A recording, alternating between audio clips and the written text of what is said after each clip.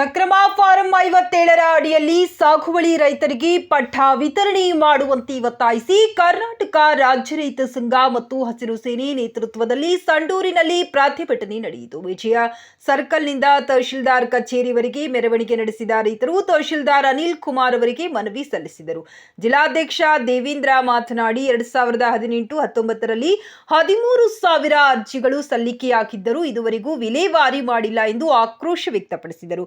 ಕಂದಾಯ ಸಚಿವ ಕೃಷ್ಣ ಬೈರೇಗೌಡ ಅವರು 2024 ಡಿಸೆಂಬರ್ 25ರೊಳಗಾಗಿ ವರದಿ ಸಲ್ಲಿಸಲು ಸೂಚಿಸಿದ್ದರೂ ಅಧಿಕಾರಿಗಳು ಕ್ರಮ ಕೈಗೊಂಡಿಲ್ಲ ಎಂದು ಆರೋಪಿಸಿದರು. ಹಾಗಾಗಿ 15 ದಿನಗಳೊಳಗಾಗಿ ಪಟ್ಟ ವಿತರಣೆ ಮಾಡದಿದ್ದಲ್ಲಿ ತಹಶೀಲ್ದಾರ್ ಕಚೇರಿಯ ಮುಂದೆ ಧರಣಿ ನಡೆಸಲಾಗುವುದೆಂದು ರೈತರು ಎಚ್ಚರಿಸಿದರು. ರಾಜ್ಯ ರೈತ ಸಂಘ ಹಾಗೂ ಹಸಿರು ಸೇನೆ ಉಚ್ಚನಹಳ್ಳಿ ಮಂಜುನಾಥ್ ಬಣದಿಂದ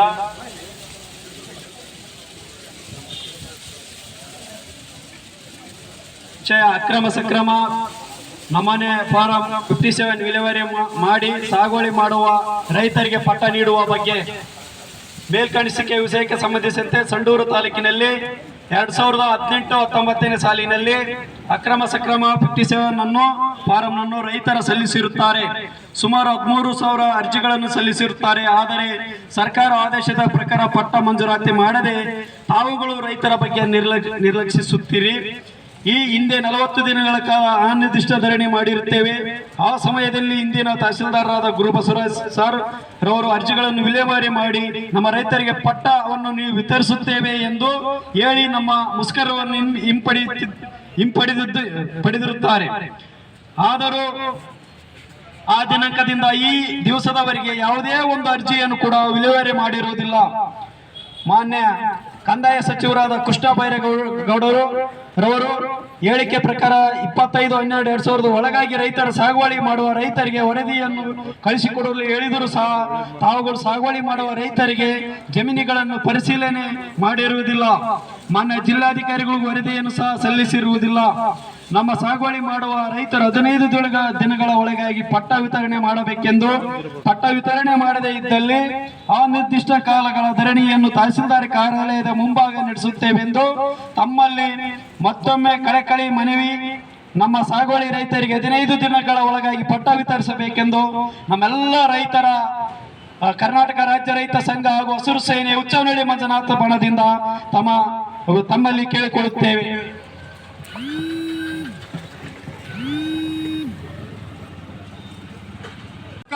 ಜಾರಿ ಮಾಡಿತ್ತು.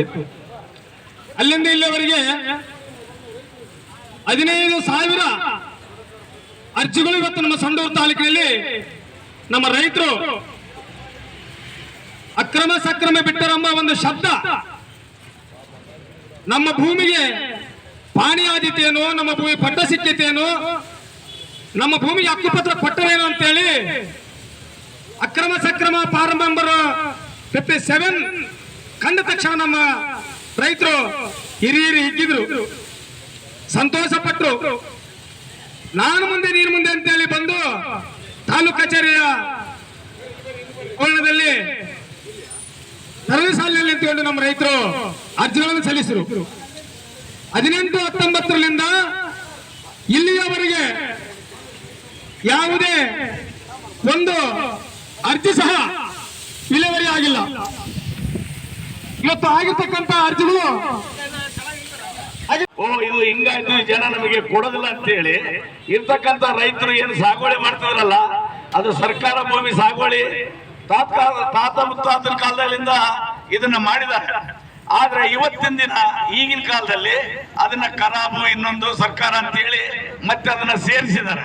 ಅದ್ರ ಹೆಚ್ಚಿಗಾಗಿ ಈ ಹೋರಾಟ ಇವತ್ತೆಲ್ಲ ಈಗ ನಮ್ಮ ಭೂಮಿಯೊಳಗೆ ಯಾರಾದ್ರೂ ಅಧಿಕಾರಿಗಳಾಗಿರ್ಲಿ ಇಲ್ಲ ಫ್ಯಾಕ್ಟರಿಗಳಾಗಿರ್ಲಿ ಅವ್ರೇನಾದ್ರೂ ನಮ್ಮ ರೈತರಿಗೆ ಅವ್ರೇನಾದ್ರೂ ಬಿಡಿಸಕ್ಕೆ ಏನಾದ್ರೂ ಒಕ್ಲೆಪ್ಸಕ್ ಬಂದ್ರೆ ಅವ್ರು ನಿಜವಾಗ್ಲೂ ನಮ್ಮ ಪ್ರಾಣ ಹೋದ್ರು ಬಿಡೋದಿಲ್ಲ, ಅವ್ರು ಹಿಂಬಡ ಕಡಿತೀವಲ್ಲಿ. ಯಾಕಂತ ಹೇಳಿದ್ರೆ ಪೂರ್ವ ಕಾಲದಿಂದ ನಾವು ಸಾಗುವಳಿ ಮಾಡಿರ್ತಕ್ಕಂಥ ಜನ ಇವತ್ತು ನಾವು ಬಿಡಕ್ಕೆ ನಾವು ಬರೋದಿಲ್ಲ. ಅದ್ರ ಹೆಚ್ಚಿಗಾಗಿ ಇವತ್ತು ಈ ಹೋರಾಟ ಕಂಟಿನ್ಯೂ ಆಗಿ ನಮ್ದು ಇರ್ತದೆ. ದಯಮಾಡಿ ಇಂಥದಕ್ಕೆಲ್ಲ ನೀವು ಸಹಕರಿಸಬೇಕು. ಆಮೇಲೆ ಮುಖಂಡರಿಗೆ ನಮಸ್ಕರಿಸಿ ಇಲ್ಲಿ ಆವರಣದಲ್ಲಿ ಸೇರಿರ್ತಕ್ಕಂಥ ಎಲ್ರಿಗೂ ನಮಸ್ಕರಿಸಿ, ನಮ್ದೇನಪ್ಪ ಅಂತ ಹೇಳಿದ್ರೆ ಈಗಿನ ಸದ್ಯ ವಿಷಯದಲ್ಲಿ ನಮ್ಮ ಹೋರಾಟ ಈ ಭೂಮಿಗಳ ವಿಷಯದಾಗ. ಈಗ ಯಾರೇ ಆಗಲಿ, ನಾವೇನಾದರೂ ಅನ್ನ ತಿನ್ಬೇಕಂದ್ರೆ ಭೂಮಿ ಬೇಕು. ಆ ಭೂಮಿ ಇಲ್ದಿದ್ರೆ ನಾವು ಫ್ಯಾಕ್ಟ್ರಿಗಳಿಗೆ ಕಬ್ಬಣ ತಿನ್ನಕ್ಕಂತೂ ಬರೋದಿಲ್ಲ. ದಯಮಾಡಿ ಈಗ ಏನಾಗಿದೆ ಅಂತ ಹೇಳಿದ್ರೆ, ಇಡೀ ನಾನು ಕರ್ನಾಟಕದಾಗ ಈ ರೀತಿ ಮಾಡಿದ್ರೇನೋ ಅಂತ ನಾನು ಅಂದ್ಕೊಂಡಿದ್ದೆ. ಈಗ ನಮ್ಮ ಹುಡುಗರನ್ನ ಕೇಳಿದ್ರೆ ಸ್ಪಷ್ಟವಾಗಿ ಹೇಳ್ತಾ ಇದ್ದಾರೆ ಅವರು, ಸೊಂಡ್ರ ತಾಲೂಕಿನಾಗೆ ಜಾಸ್ತಿ ಆಗಿದೆ, ಈ ರೀತಿಯೇ ಆಗಿದೆ ನಮ್ಮ ರೈತರಿಗೆ ಅಂತ ಹೇಳಿ. ಆದ್ರೆ ನೋಡು, ನಮ್ಮ ರೈತರು ಎಷ್ಟೋ ಸಾವಿರಾರು ಎಕರೆ ಭೂಮಿಗಳು ಇದ್ರೂ ಕೂಡ ಯಾವುದಾದ್ರೂ ಒಂದು ರಾಜಕಾರಣಿಗಳು ಸೇರ್ತಾರಂದ್ರೆ ಬೇಕಾದಷ್ಟು ಜನ ಸೇರ್ತಾರೆ. ಇವತ್ತು ರೈತರಿಗಾಗಿ ಸೇರಾರಂತ ಹೇಳಿದ್ರೆ ನಮ್ಮ ರೈತರು ಇಲ್ಲಿ ಜನನೇ ಬರ್ತಾ ಇಲ್ಲ. ಯಾಕ ನಮ್ಮ ಸೊಂಡ್ರ ತಾಲೂಕಿನ ನಮ್ಮ ದುರದೃಷ್ಟ ಇದೆ. ಯಾಕಂತ ಹೇಳಿದ್ರೆ, ದಯಮಾಡಿ ಇಂಥ ಕಾರ್ಯಕ್ರಮಗಳಿಗೆ, ರಾಜಕೀಯ ಇಂಥ ಕಾರ್ಯಕ್ರಮಗಳಿಗೆ ಅವ್ರದ್ದು ಹೊಲ ಇದ್ರೇನು ಬಿಟ್ರೇನು, ನಮ್ಮ ರೈತರು ಉಳಿಬೇಕಲ್ಲ ಅನ್ನೋದಕ್ಕೆ ಎಲ್ಲ ಪ್ರತಿಯೊಬ್ಬರು ಮುಂದಾಳತ್ವವಾಗಿ ವಹಿಸ್ಕೊಂಡು ನಾವು ಬರ್ಬೇಕು. ಅದು ಬರ್ತಾ ಇಲ್ಲ ಇಲ್ಲಿ ಜನ. ಅಂದ್ರೆ ಏನಂದ್ರೆ, ಇಲ್ಲಿ ನಮ್ಮ ಮೈನಿಂಗ್ನಲ್ಲಿ ಫಸ್ಟ್ ಸಣ್ಣ ಹುಡುಗರಿದ್ದಾಗ ಬುತ್ತಿ ಹಿಡ್ಕೊಂಡು 4 ಆಣೆ 8 ಆಣೆ ಕೂಲಿಗೆ ದುಡಿದಿರ್ತಕ್ಕಂಥ ಜನ ಇದ್ದಾರೆ ಇಲ್ಲಿ. ಅದಾದ್ಮೇಲೆ ಕಿಲ್ಲರ್ ಕೆಲ್ಸಕ್ಕೆ ಹೋಗ್ತಾರೆ, ಅದಾದ್ಮೇಲೆ ಡ್ರೈವರ್ ಆಗ್ತಾರೆ. ಹಿಂಗಾಗಿ ಶಾಲೆಗೆ ಹೋಗ್ಲಿಲ್ದಂಗೆ ನಮ್ಮ ಜನರಿಗೆ ಪ್ರಜ್ಞೆನೇ ಇಲ್ಲ. ಯಾಕೆಂತ ಹೇಳಿದ್ರೆ ಇಲ್ಲಿ ವಿದ್ಯೆ ಕಡಿಮೆ ಇರೋದ್ರಿಂದ ನಮ್ಮ ಜನರಿಗೆ ಪ್ರಜ್ಞೆನೇ ಕಡಿಮೆ ಇದೆ. ಹಂಗಾಗಿ ಇಲ್ಲಿ ಜಾಂಡ್ರ ಆಗ್ತಾ ಇಲ್ಲ. ಜಾಂಡ್ರ ಮಾಡ್ಬೇಕಂತ ಹೇಳಿ ಏನಾದ್ರೂ ಇಂಥ ಹೋರಾಟಗಾರರ ಮುಂದೆ ನಿಂತು ಏನಾರ ಮಾಡ್ಬೇಕಂದ್ರೆ ಇದಕ್ಕೆ ಕೋಪರೇಟ್ ಮಾಡ್ತಾ ಇಲ್ಲ. ಈಗ ಏನಾಗೈತಿ ಇಲ್ಲಿ ಅಂತ ಹೇಳಿದ್ರೆ, ನಮ್ಮ ಫ್ಯಾನ್ಗಳಿಗೆ, ಇಲ್ಲಿ ಫ್ಯಾನ್ ಕಂಬಳುಗಳಿಗೆ, ಈ ಜಿಂದಾಲ್ಗೆ, ಇನ್ನ ಬೇರೆ ಬೇರೆ ಫ್ಯಾಕ್ಟ್ರಿಗಳಿಗೆಲ್ಲ ಇವರು ನಮ್ಮ ಬಡ ರೈತರು ಕೆಲವರು ಮಾರ್ಕೊಂಡ್ಬಿಟ್ರು. ಬರೇ 3 ಲಕ್ಷ 4 ಲಕ್ಷ 5 ಲಕ್ಷಕ್ಕೆ ಮಾರ್ಕೊಂಡ್ರು. ಆಮೇಲೆ ಬರ್ತಾ ಬರ್ತಾ ಬರ್ತಾ 10 ಲಕ್ಷ 15 ಲಕ್ಷ ಡಿಮ್ಯಾಂಡ್ ಮಾಡಿದ್ರು. ಅವಾಗ ಜನರು, ಆತ್ಮೀಯ ರೈತ ಬಾಂಧವರೇ, ಈ ದಿನ ನಮ್ಮ ಸಂಡೂರು ತಾಲೂಕು ಆಫೀಸ್ ಮುಂದೆ ನಾವು ಒಂದು ಮನವಿ ಕೊಡಕ್ಕೆ ಬಂದಿದ್ದೀವಿ. ಕಾರಣ 18-19ರಲ್ಲಿ ಸರ್ಕಾರ 57 ಫಾರಂ ಅರ್ಜಿ ಬಿಟ್ಟಿದ್ದೀವಿ. ಸರ್ಕಾರ ಅನಾಧೀನ ಸರ್ಕಾರ ಭೂಮಿಗೆ ನೀವು ಆನ್ಲೈನ್ನಲ್ಲಿ ಹಾಗೂ ಅರ್ಜಿಗಳ ಮೂಲಕ ನಮ್ಮನೆ ಫಾರಂ 57 ಫಾರಂ ಹಾಕ್ರಿ ಅಂತಂದು ಹೇಳಿ ಸರ್ಕಾರ ಆದೇಶ ಮಾಡಿದಾಗ ನಮ್ಮ ಎಲ್ಲ ಆತ್ಮೀಯ ಬಡ ರೈತರು ದುಡ್ಡುಗಳು ಕಟ್ಟಿ ಆ ಎಲ್ಲ ಇಡೀ ತಾಲೂಕಿನ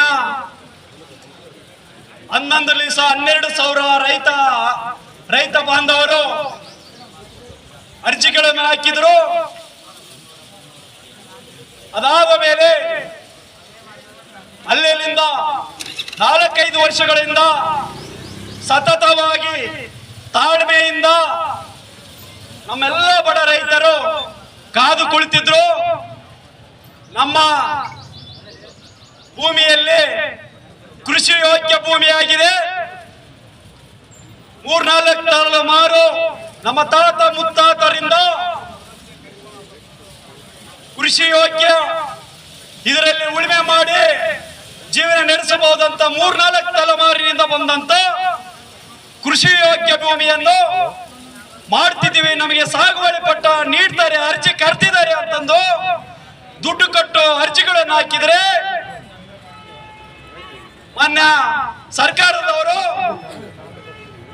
ನಾಟಕೀಯವಾಗಿ ಎಲ್ಲ ರೈತರು ಕೇಳಿದರೆ ನಾವು ಸರ್ವೆ ಮಾಡ್ತೀವಿ,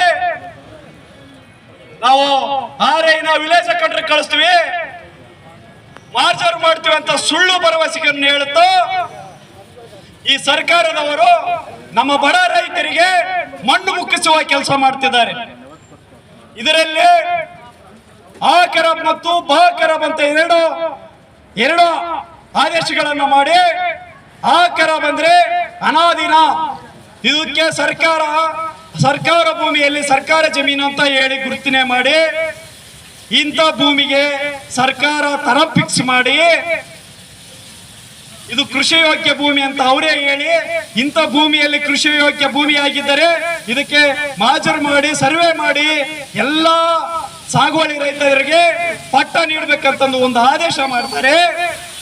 ಆದ್ರೆ ಸರ್ಕಾರದವರು ಹಾಗೂ ರಾಜಕೀಯ ವ್ಯಕ್ತಿಗಳು ನಮ್ಮ ಸಂಡೂರು ತಾಲೂಕಿನಲ್ಲಿ ಅರೆಮಲೆನಾಡು ಪ್ರದೇಶ ಆಗಿರುವಂತ ಗುಡ್ಡಗಾಡುಗಳ ಪ್ರದೇಶ ಆಗಿರುವಂತ ನಮ್ಮ ಸಂಡೂರು ಭೂಮಿಯನ್ನು ಖರಾಬ್ ಅಂತ ಸುಳ್ಳು ಹೇಳಿ ಒಂದು ಸರ್ವೆ ನಂಬರ್ನಲ್ಲಿ ಖರಾಬ್ ಅಂದ್ರೆ ಗೈಯಾಳು ಭೂಮಿ, ಇದರಲ್ಲಿ ಗೋಮಾಳ, ಹಳ್ಳ, ಪರಂಪೋಕು, ರಾಳುಗುಡ್ಡ, ಇಚಲ ಭೂಮಿ ಮುಂತಾದ ಹೆಸರಿನಿಂದ ರೈತರಿಗಾದ್ರೆ ಕರೀತಾರೆ.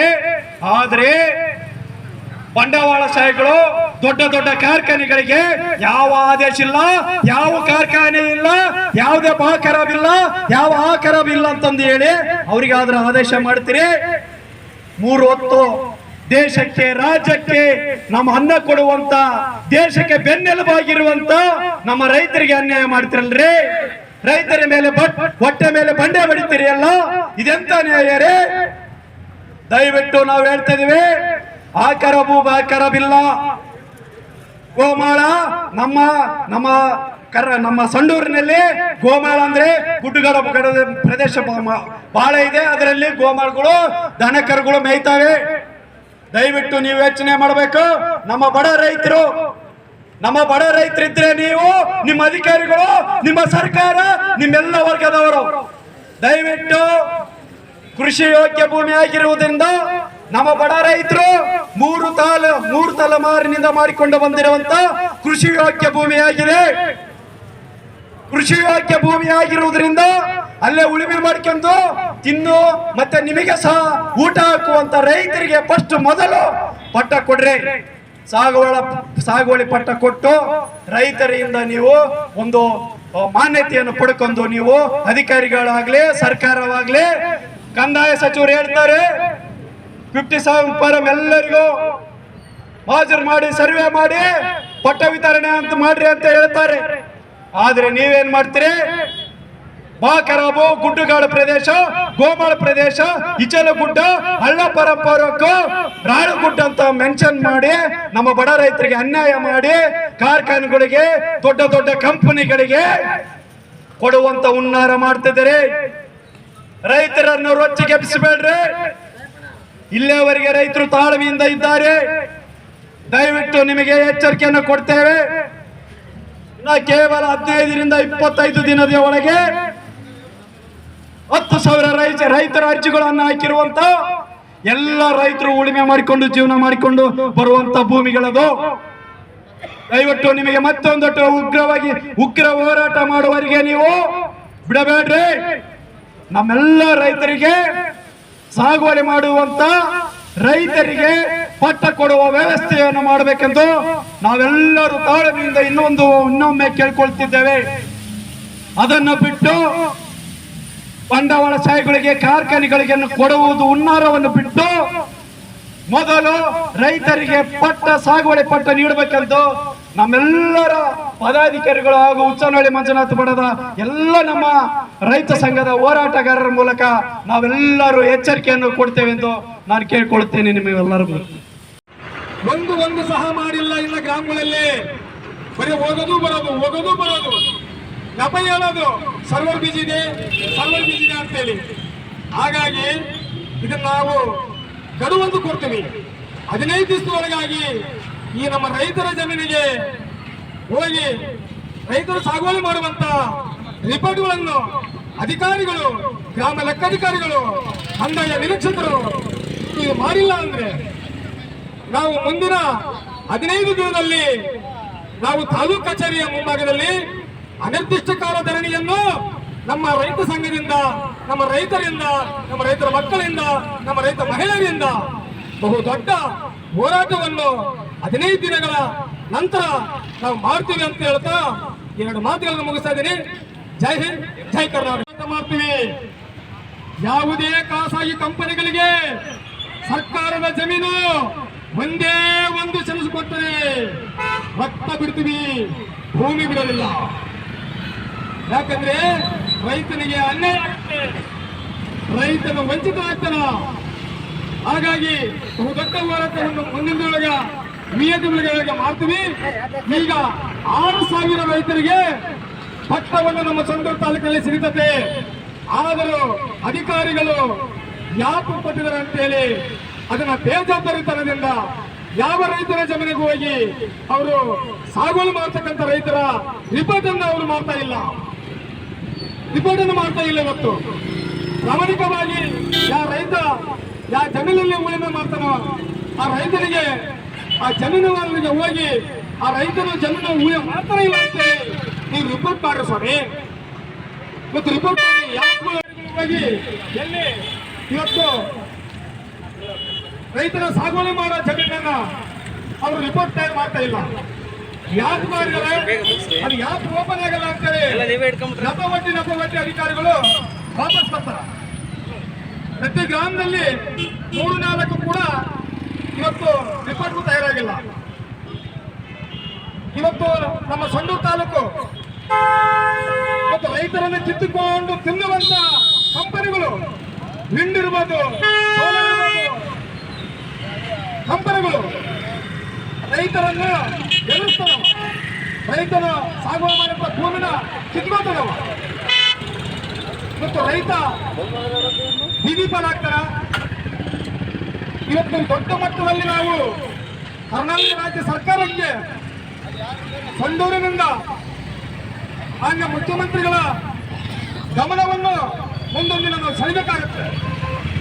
ಯಾಕಂತಂದ್ರೆ ಇದು ರಾಜ್ಯ ಸರ್ಕಾರ ವಿಎಸ್ಎಲ್ಗಳಿಗೆ ಕರ್ನಾಟಕ ರಾಜ್ಯದ ಅಕ್ರಮ ಸಕ್ರಮ ಮಾರ್ಗಸೂಚಿ ಕೈಬಿಟ್ಟುವುದರಿಂದ ಅದು ನಮ್ಮ ಸಂಡೂರು ತಾಲೂಕಿಗೆ ಮಾತ್ರ ಅನ್ಯಾಯ ಆಗುತ್ತೆ. ರಾಜ್ಯದಲ್ಲಿ ನಮ್ಮ ರಾಜ್ಯದಲ್ಲಿ ಸಂಡೂರು ತಾಲೂಕಿಗೆ ಮಾತ್ರ ಅನ್ಯಾಯ ಆಗುತ್ತೆ. ಯಾಕೆ ಅನ್ಯಾಯ ಆಗುತ್ತಂದ್ರೆ ಇದು ಗುಡ್ಡಗಾಡು ಪ್ರದೇಶ, ಅರೆಮಲೆನಾಡು ಪ್ರದೇಶ. ಹಾಗಾಗಿ ರಾಜ್ಯದಲ್ಲಿ ಯಾವ ಜಿಲ್ಲೆಗೂ ಯಾವ ತಾಲೂಕು ಆಗಲ್ಲ, ನಮ್ಮ ಸಂಡೂರು ತಾಲೂಕಿಗೆ ಮಾತ್ರ ದೊಡ್ಡ ಅನ್ಯಾಯ ಆಗುತ್ತೆ. ಸುಮಾರು 10,000 ಮೇಲ್ಪಟ್ಟ ರೈತರು ಭೂಮಿಯಿಂದ ವಂಚಿತರಾಗ್ತಾರ. ಹಾಗಾಗಿ ರಾಜ್ಯ ಸರ್ಕಾರಕ್ಕೆ ನಾವು ಗಮನ ಸೆಳೆದು ಮುಂದಿನ ದಿನ ನಮ್ಮ ಕರ್ನಾಟಕ ರಾಜ್ಯ ರೈತ ಸಂಘದಿಂದ ಬೆಂಗಳೂರು ಪಾದಯಾತ್ರೆಯನ್ನು ಮಾಡಿ ನಮ್ಮ ರೈತರಿಗೆ ಅಕ್ರಮ ಸಕ್ರಮದ ಮಾರ್ಗಸೂಚಿ ವಿಎಡ್ಬ್ಲ್ಯೂ ಕೈಯಾಳು ಅದಕ್ಕೆ ಮಾರ್ಗಸೂಚಿ ಕರ್ನಾಟಕ ರಾಜ್ಯ ರೈತ ಕರ್ನಾಟಕ ಸರ್ಕಾರ ಮಾರ್ಗಸೂಚಿ ಕೊಡುವವರೆಗೆ ನಾವು ಬಳ್ಳಾರಿಯಿಂದ ಬೆಂಗಳೂರಿಗೆ ಪಾದಯಾತ್ರೆ ಮಾಡಿ ಫ್ರೀಡಂ ಪಾರ್ಕ್ನಲ್ಲಿ ಅನಿರ್ದಿಷ್ಟಕಾಲಧರಣಿ ಮಾಡಿ ನಮ್ಮ ರೈತರಿಗೆ ಕಣ್ಣು ತರುವ ರೀತಿಯಲ್ಲಿ ನಾವು ಹೋರಾಟ ಮಾಡ್ತೀವಿ. ಯಾವುದೇ ರೈತರ ಭೂಮಿನ ಸರ್ಕಾರ ಖಾಸಗಿ ಕಂಪನಿಗಳಿಗೆ ಪಟ್ಟ ರಕ್ತವನ್ನು ಕೊಡ್ತೀವಿ. ನಮ್ಮ ರೈತನ ಭೂಮಿಯ ಖಾಸಗಿ ಕಂಪನಿಗಳಿಗೆ ಒಂದು ಸಂಸ್ಕೃತಿಲ್ಲ. ಕೊಟ್ಟಿದ್ದೇ ಕರವಾದ್ರೆ ನಾವು ತಯಾರಾಗ್ತೀವಿ. ನಾವು ರೈತ ಸೇನೆ. ರೈತರು ಅಕ್ರಮ ಸಕ್ರಮದಡಿಯಲ್ಲಿ ಸುಮಾರು ಅಂದ್ರೆ 15,000ಕ್ಕೂ ಹೆಚ್ಚು ರೈತರು ನಮ್ಮ ಸಂಡೂರು ತಾಲೂಕಿನಲ್ಲಿ ಅರ್ಜಿಗಳನ್ನು ಸಲ್ಲಿಸಿದ್ವಿ. ಅದರಲ್ಲಿ 10,000 ಅರ್ಜಿಗಳು ಇವತ್ತು ರಿಜೆಕ್ಟ್ ಆಗಿದ್ದಾವೆ. ನಾವು ಕೇಳಿದೇನೆಂದರೆ ಸರ್ಕಾರದ ಮಾರ್ಗಸೂಚಿ ಇಲ್ಲ, ಹಾಗಾಗಿ ಅರ್ಜಿಗಳನ್ನ ರಿಜೆಕ್ಟ್ ಮಾಡಿದೀವಿ ಅಂತೇಳಿ. ವಿಎಡ್ಬ್ಲ್ಯೂ ಕೈಯಾಳು ಸರ್ಕಾರದ ಮಾರ್ಗಸೂಚಿ ಇಲ್ಲ, ಅದಕ್ಕಾಗಿ ಅವನ್ನ ನಾವು ತಿರಸ್ಕಾರ ಮಾಡಿವಿ ಅಂತ ಹೇಳ್ತಾರ.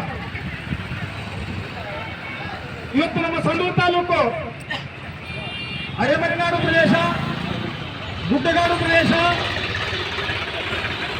ನಮ್ಮದು ಏನಿದ್ದು ಮಲೆನಾಡು ಅರೆಮಲೆನಾಡು ಪ್ರದೇಶ.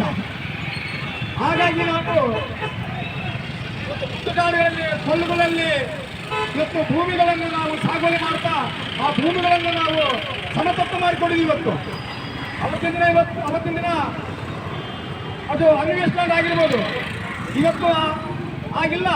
ಆ ಭೂಮಿಗಳಲ್ಲಿ ಸಾಗುವಳಿ ಮಾಡ್ತಾ ಅದನ್ನು ಹಸನ ಮಾಡಿಕೊಂಡು ಅದರಲ್ಲಿ ನಾವು ಜೀವನ ಮಾಡ್ತಾ ಇದೀವಿ. ಪೂರ್ವಾಶೆಂದು ಅಂತ ಭೂಮಿಗಳನ್ನ ಇವತ್ತು VAWಗಳು ಖರಾಬು ಅಂತೇಳಿ ರೈತರಲ್ಲಿ ಹಾನಿಯಲ್ಲಿ ಇರ್ತಕ್ಕಂಥ ಹೆಸರುಗಳನ್ನು ಸಹ ಅವರು ರದ್ದುಪಡಿಸಿದ್ದಾರೆ ಮತ್ತು ಅಪ್ಲಿಕೇಶನ್ ಹಾಕಿರ್ತಕ್ಕಂಥ ಅರ್ಜಿಗಳನ್ನು ಸಹ ತಿರಸ್ಕಾರ ಮಾಡಿದ್ದಾರೆ. 10,000 ಅರ್ಜಿಗಳು ಇವತ್ತು ತಿರಸ್ಕಾರ ಆಗ್ಯಾವ. ಹಣ ದಿನ AWಗೆ ಮಾತ್ರ ಕರ್ನಾಟಕ ರಾಜ್ಯ ಸರ್ಕಾರದ ಮಾರ್ಗಸೂಚಿ ಅಂತ ಹೇಳ್ತಾರ.